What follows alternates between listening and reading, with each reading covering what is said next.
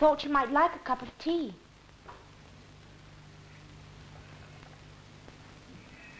How's the baby? And where's the doctor? It's been hours.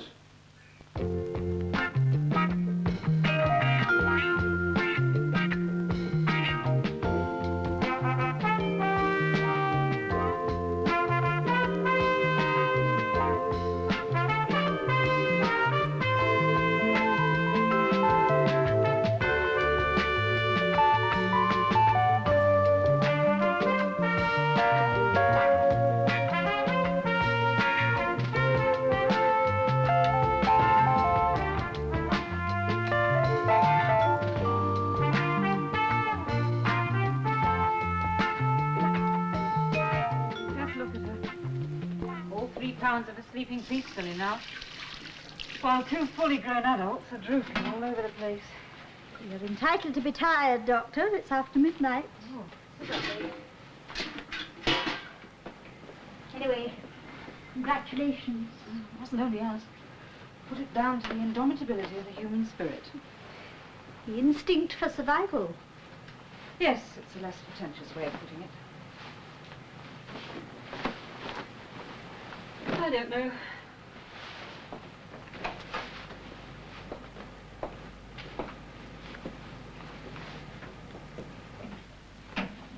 There's no sense to it. What? Half a dozen trained medical staff, thousands of pounds worth of special equipment, complex drugs, and all to keep alive one tiny helpless baby. I think that's rather marvelous. While on the other side of the world, thousands of children are dying daily from starvation and high explosives. And we care only as long as it takes us to read one small paragraph at the bottom of the page. There's no sense. Dr. Whitworth, is there any news of the Hartley baby? The husband's still waiting to hear. Yes, she's out of danger. Oh, good. He will be pleased. Yes, I'm sure. It's a better human interest story, too, isn't it? Baby Hartley wins fight for life. And a more valuable one. Valuable? For the husband to sell to the newspapers.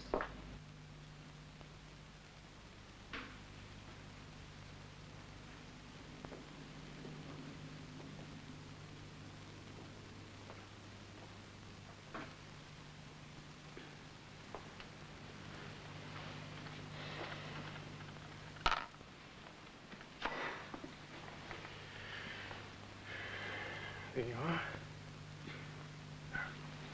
You should be more comfortable again soon.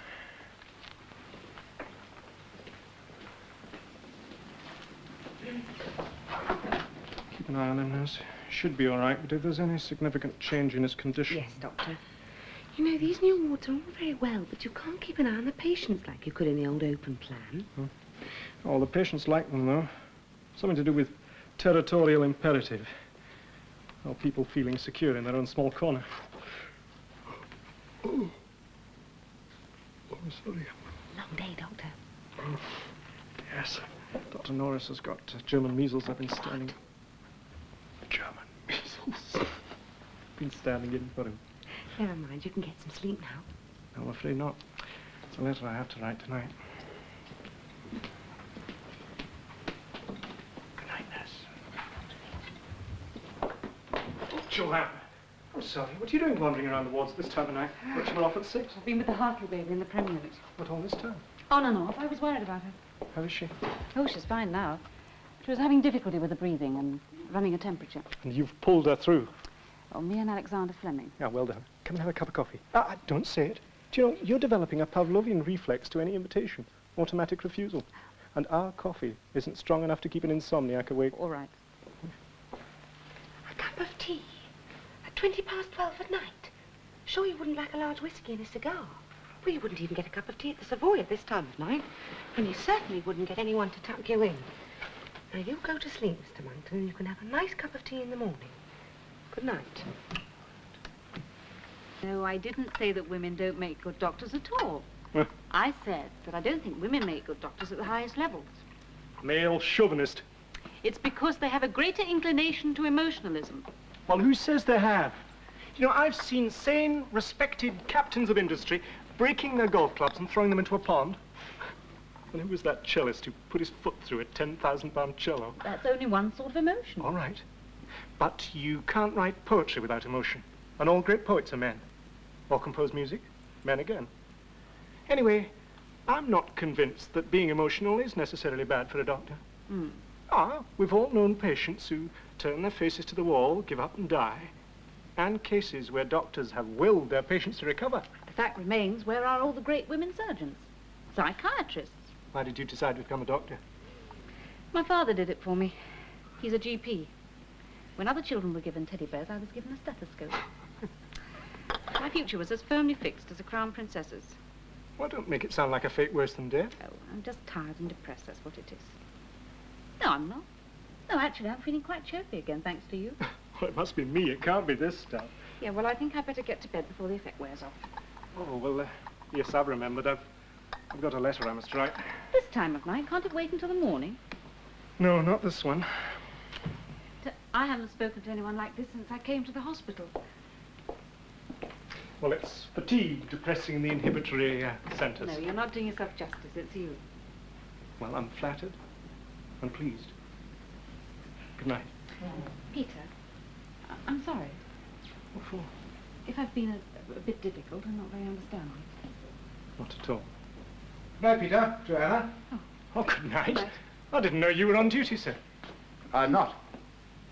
Oh, well, we've just been having a coffee. Joanna was on duty in the Prem unit, and I had a patient. Well, I think I better go to bed. Of course. What are you doing here, then, sir? Oh, well, I was on my way home from a meeting, and I thought I'd look in and see how the tetanus was getting on. Oh, I see. Well, good night. Night. Good night.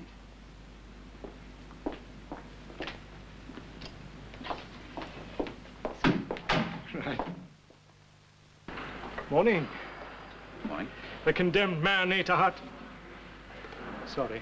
It's today, isn't it? The inquiry. Well, I expect you'll be all right. Oh, don't you believe it? I'm for the chop, and Parker Brown will be driving the tumble. They won't fire you. Not much.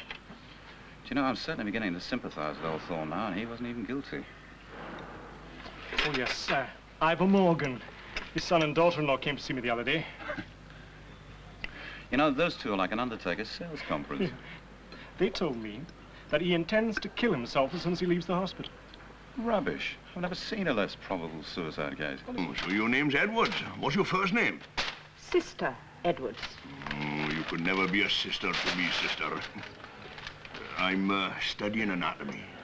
I knew it as soon as I set eyes on you. Really? With looks and a figure like that, it had to be. You couldn't possibly be anything but Welsh. I'm not. Welsh origins, unmistakable. The grace, the warmth, Edwards, oh, you are Welsh all right with a name like that. Her name is Griffiths. That's obvious. Her father must have been a coal miner. I like a girl with a sense of humor. You know what they say about women who laugh easily? No. And stop wriggling about in the bed, if you please, Mr. Morgan. How could any man keep still with your hands on his limbs, even through 3 layers of blanket, like an electric blanket with a short circuit, huh? Nurse. Sister Edwards, is it? Well, you were young to be a sister. Still, if you were half as clever as you were attractive, you would be a matron before you were 35. Nonsense. They're called senior nursing officers now. Unless you marry some lucky tycoon or film star. Huh? You'd be far better off if you stopped talking and saved your strength for your operation. Oh, just having a bit of a joke, girl. Nothing wrong with a bit of a joke, is there? They was always cheering me up with a joke in medical ward. Oh, medical ward. Very likely. Things are rather different here. It's a call for Mr. Morgan, sister. They'll have to call again. This is not the time for private telephone calls. Hold on. Sister, this must be the call I was expecting. From my poor old mam in Santicilio. Bedridden she is. She's too weak to make a phone call on her own. Must be the vicar come round to help her. He's a good man, Jones of Bible. Saintly, you could say, if it wasn't for the drink. Are you sure? Oh, my poor old mam. See, she wouldn't realize there's a wrong time to be speaking to a little boy. She might think you was trying to hide the fact that I was too poorly to talk. Damn. She might drop dead from the worry of it. Oh, very well. Thank you, sister.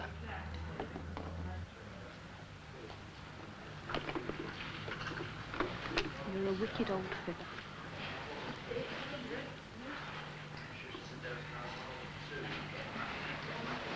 Hello? Aye, Bless me. No, nothing to worry about. Just a bit of an operation, that's all. Hmm? Oh, no, there's no need to postpone anything. Anything. So, as soon as I became aware that a most improper and unethical attachment had formed between the patient, Mrs. Lambert, and Dr. Baxter, I ordered Dr. Baxter that he was not to see her again. On 2 occasions at least, he deliberately flouted my orders. This informal hearing is to decide what action to take, whether to make an adverse report to the Hospital Management Committee, which will certainly dismiss him and perhaps inform the General Medical Council, or whether to allow him to resign quietly. Thank you, Mr. Parker Brown. Succinct and clear, as always. Ask Dr. Baxter to come in now, please, will you?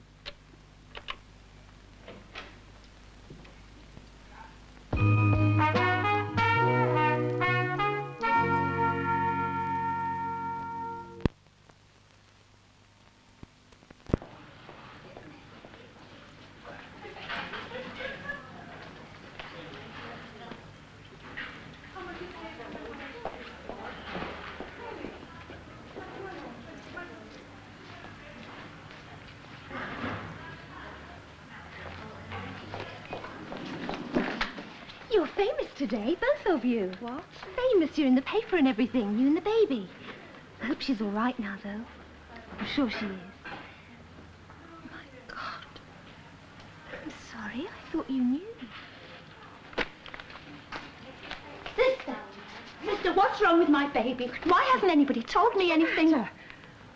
Oh, it's perfectly all right, Mrs. Hartley. Your baby's quite recovered now. Recovered now? Well, you see, this paper went to press quite early last night, and this story's out of date. Then she was ill. Yes, but she's out of danger now. Then why wasn't I told? I'm her mother. I'm her mother. She's mine. Well, you were asleep, and there didn't really seem to be any point in waking you. You couldn't have done I should have been told. I shouldn't have to read about my own baby in the newspaper. You're absolutely right. Look, I'm very sorry. Look, I know that Dr. Whitworth is coming to see you this morning, and I thought you would have told me then, but... Oh, this uncertainty, sister. I can't take much more. I know. Come on, back to bed, everybody. Sit down. Now, there is something else that Dr. Whitworth wants to talk to you about. She's going to suggest that you go home now. Well, now that you're fit enough to be discharged. Well, hanging around the ward all day feeling sorry for yourself, it's not doing you any good or the baby. Well, she asked me to mention it and give you time to get used to the idea. Look, I'm not leaving without my baby. There were specific incidents of indiscipline. In the first case, Dr. Baxter showed special consideration to Mrs. Lambert and kept her in hospital long after she was fit enough to be discharged. Did you examine the patient yourself? How else would I know she was fit enough to be discharged? I was aware you had examined her. I was merely trying to establish a fact for the benefit of the other members of this inquiry. Subsequently, I found Dr. Baxter with his arms around the patient. He was, he said, comforting her. Did he look as though he was doing anything other than comfort her? He had no time to do anything else. Where was this? In the sister's office of an orthopedic ward. Did he tell you why he was comforting her?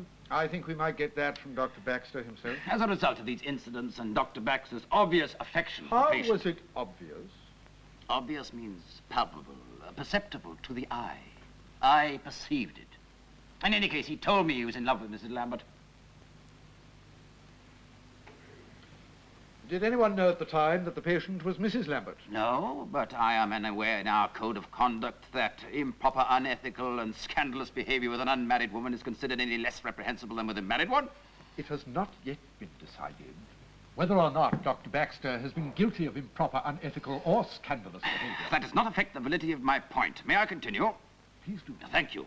After I surprised Dr. Baxter in the extremely compromising attitude of comforting Mrs. Lambert, I found him again, 2 days later, with her in the day room of an orthopedic ward.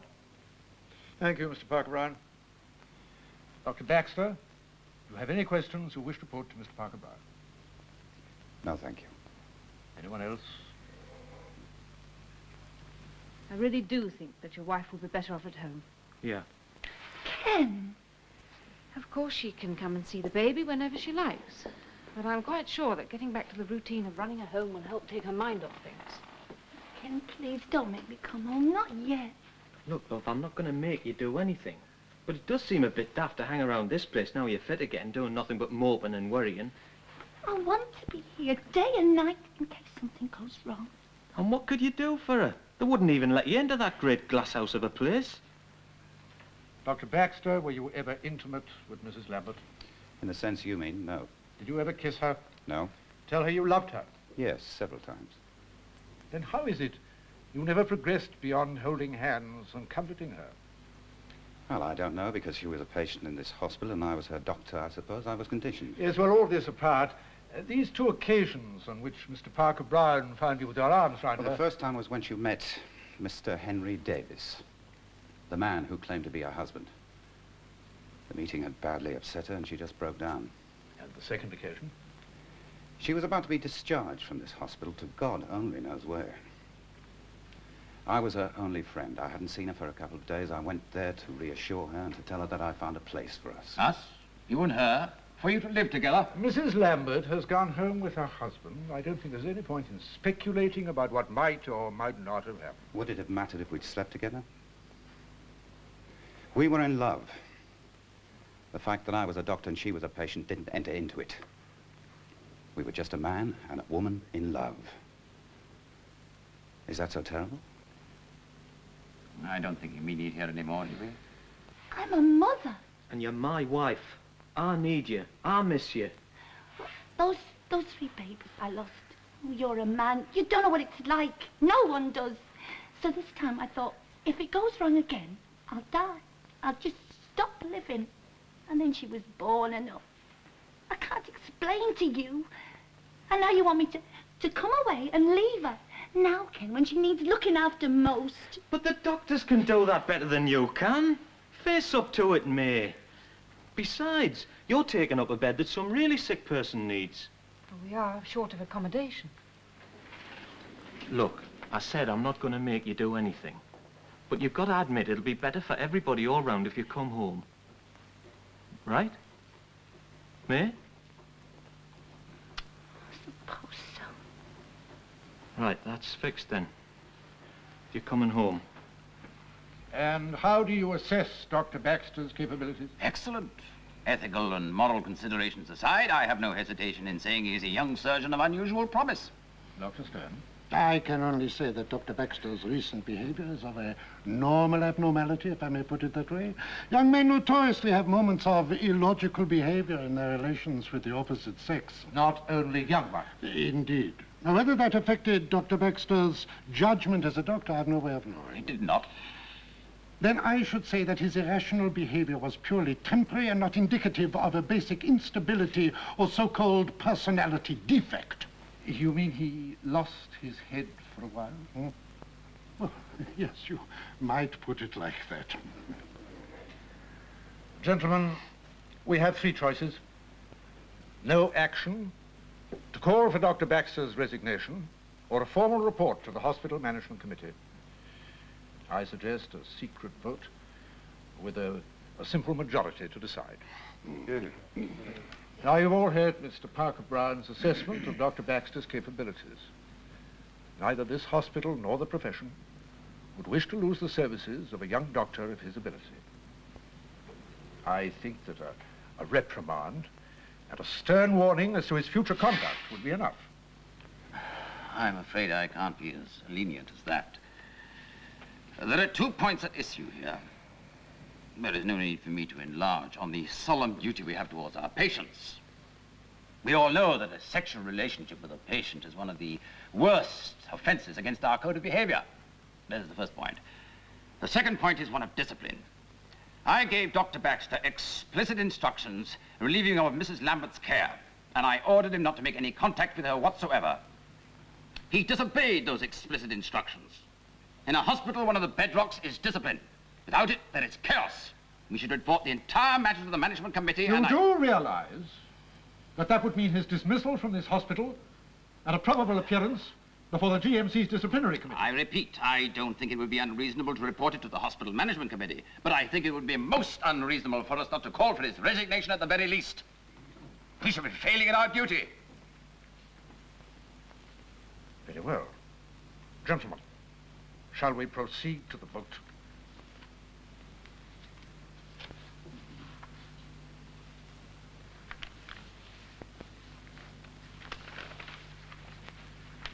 Oh, come on, May. Come in. Oh, Doctor, the nurse told me that Mr. and Mrs. Hartley were with you. I suppose they've asked you already. You won't mind. It'll be all right. What won't I mind? Mr. Turner would like to take a picture of May and me looking at the baby in the Prem unit. You've managed to come to a financial arrangement after all. Oh, there's no money involved. Oh, really? The last time this came up, you were haggling over the price. Oh, changed my mind, you know. He can have the picture and story for nothing. That's right. Well, you never said nothing to us, Ken. I didn't tell you. What made you change your mind?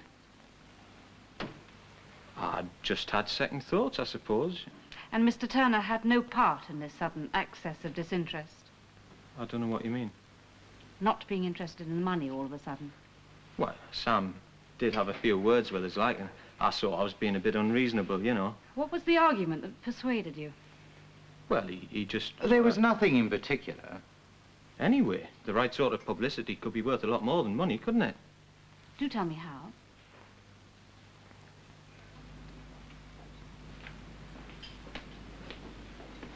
How's it going? Well, the jury's out.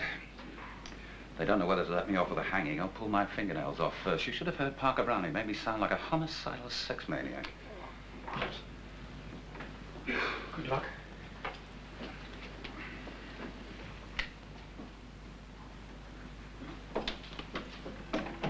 First, I must remind you of a doctor's terrible responsibility. His patients give him their trust and thereby render themselves utterly vulnerable to him. They place their physical and mental well-being, indeed their very lives, in his hands. The power to cure the sick is a rare privilege and honor, but it carries with it responsibilities as well. And because of this unquestioning power that the patient gives to a doctor, his sense of moral duty must be impeccable. That is his supreme duty. In our view, merely to say we were in love is not a license to discard that morality. Dr. Baxter, we have considered your case most earnestly, and it is our unanimous opinion that your conduct was reprehensible and below those standards required by our profession. Having reached this conclusion, we then considered what action to take.